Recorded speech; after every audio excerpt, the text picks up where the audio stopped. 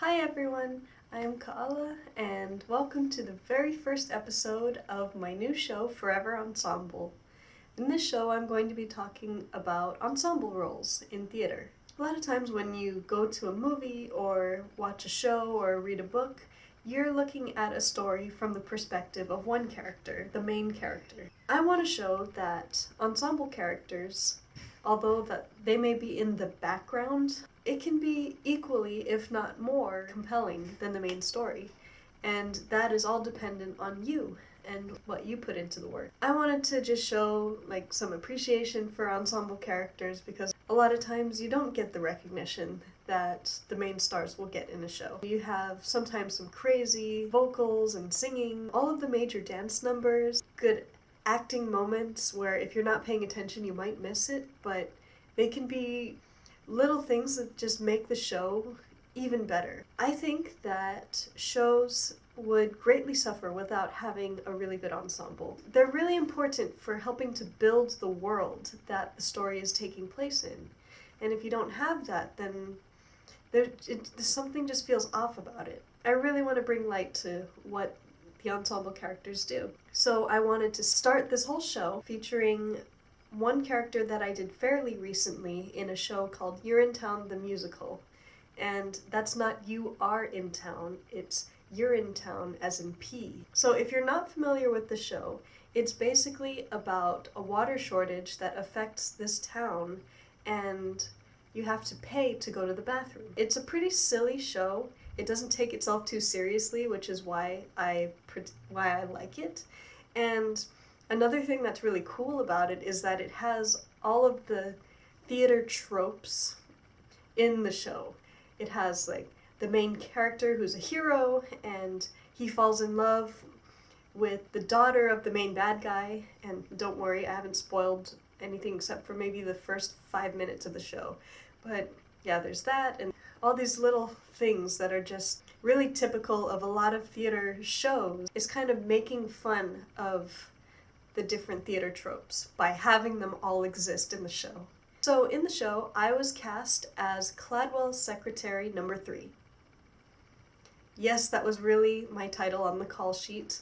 The main bad guy in the show is this guy named Caldwell B. Cladwell, and I was one of his secretaries, specifically the third one. One of the reasons why I wanted to start with this character for the show is because much like a business and how it cannot fully function without its administrative professionals, a show cannot function properly without its ensemble. That's why I wanted to start with this character and really kick off the show with something that was pretty cool. For this character, I built an entire backstory for her. The name of the character that I created was Sylvia Jubilee.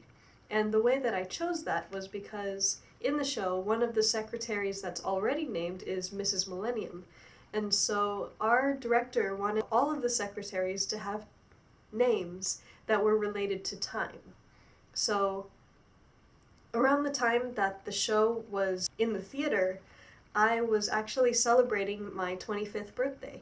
So I named my character Sylvia, like silver, which is typically used to symbolize the year 25 of some kind of celebration, and then Jubilee being the celebration. So Sylvia Jubilee. The way that I formed her backstory was actually by asking myself 5 questions and thinking about one statement. We have, who are you? Where do you come from? Where are you going? What do you want? And what are you going to do to get it? And the last one is, every movement has a purpose. This isn't something that I made up myself. This was actually something that I learned from a director that I had in community theater, and he got it from a book that's used pretty widely in theater. I'm actually not sure what the title is, but I'll have to look into that because I am curious to learn more. So I used those to inform my character. Within the cast of Urinetown, there are the people who can afford to pay to go to the bathroom, and they're called the rich, and the people who cannot, they're the poor.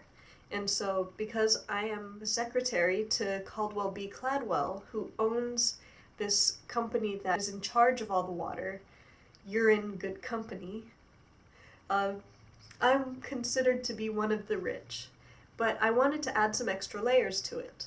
I wanted my character to not be rich initially, and that she worked her way up the ladder to become the secretary, or one of the secretaries of Caldwell B. Cladwell. Before the restrictions on water, there was craziness in the town. There were people who were doing all kinds of crazy things. I wanted my character to, of course, experience part of that. There are two characters that serve as quasi-narrators of the show, meaning they are narrating the show at some points, but then they also participate in the show too. And those two characters are Officer Lockstock, who is the main cop of the show, and Little Sally, who is the little girl in the poor cast. I thought it was interesting that those two characters were the ones that were narrating the show, and it's not really clear why. I wanted to play on that a little bit. And so the way that I did that was during that crazy time before there were water regulations. My character, Sylvia, was having an affair with Officer Lockstock, and she became pregnant. Obviously, that was not a good thing because it was not a good image for You're in Good Company, and so Mr. Cladwell helped to cover up the fact that Sylvia was pregnant. The way that he did that was by having her get married to one of the big investors in You're in Good Company. So that's where Mr. Jubilee comes in. They got married to cover up the pregnancy, and they told everybody that Sylvia had an abortion. She actually had the baby in secret and abandoned the baby, and that child ended up to be Little Sally. I thought that would be a cool little twist because there's nothing that really says who Little Sally's parents are in the show. And so I thought it would be cool that since Officer Lockstock and Little Sally are the ones that narrate and interact with each other outside of the show, that there's a reason why those two specifically are interacting with each other. And it's because Officer Lockstock knows that Little Sally is his daughter, but she doesn't know that. While I was going through the show, I was trying to play off of that a little bit. When she got married to Mr. Jubilee, it was totally just to cover up the fact that she was pregnant and to help with Mr. Cladwell's investments in the company.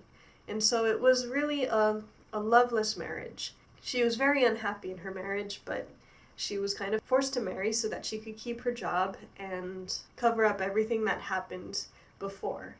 But she still has feelings for Officer Lockstock. So throughout the show, there would be little moments where Officer Lockstock would pass Sylvia. I tried to have a little look where Sylvia would see, oh, is he looking at me?